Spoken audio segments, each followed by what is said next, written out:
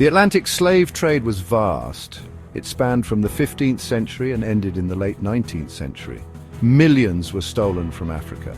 This trade caused immense suffering and reshaped global economies, a dark mark on human history. This brutal system evolved over time. Demand for enslaved labor soared, beginning after the mid-17th century.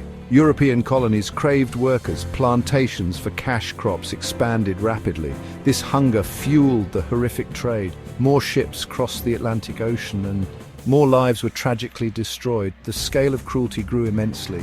The 18th century was its brutal peak. Huge numbers were trafficked then. 7 times more slaves left Africa compared to earlier periods. Most came from Western African coasts. The Niger Delta and Gold Coast suffered. Benin was also heavily targeted. The volume of human cargo was staggering. European nations drove this trade, but some African rulers also participated. They sold captives from wars or debt. Rivalries often fueled these captures.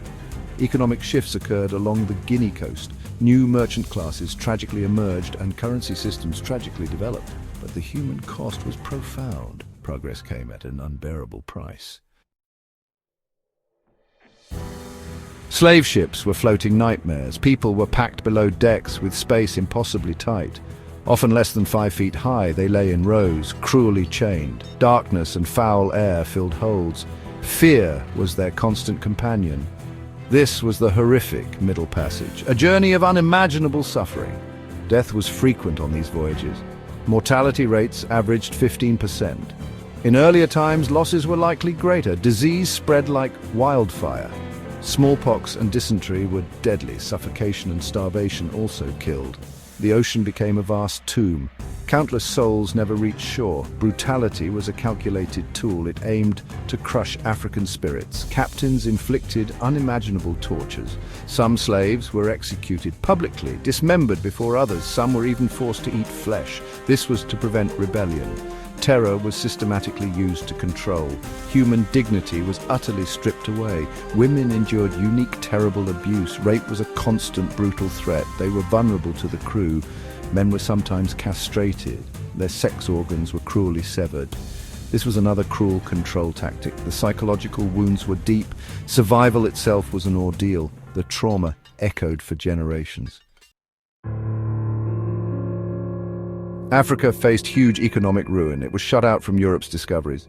Instead, its people became commodities. Its most vital population was stolen. This human capital built others' wealth. Africa's own progress was crippled. A continent was bled dry. The loss was immeasurable and lasting. Its potential was systematically drained. Millions were torn from their homes. Before 1600, about 220,000 were taken.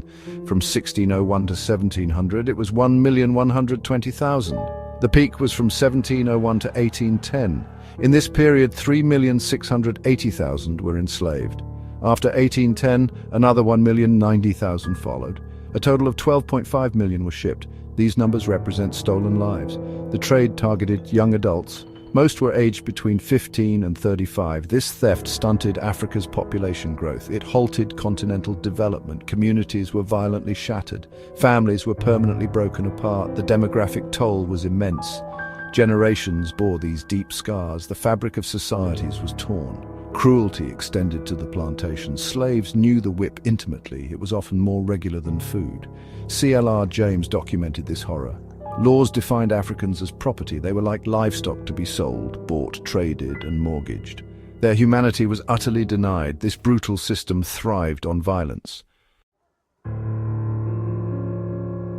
Religion was twisted to defend slavery. Christianity was grossly misused by enslavers. Africans were falsely called Ham's descendants. Supposedly cursed by God with dark skin, this lie justified their horrific bondage. Many slave ships had Christian names like and, a deeply profane and shocking contradiction. Faith was perverted for profit. Christian clerics were often involved. Some slave ship captains were priests. John Newton led a slave vessel.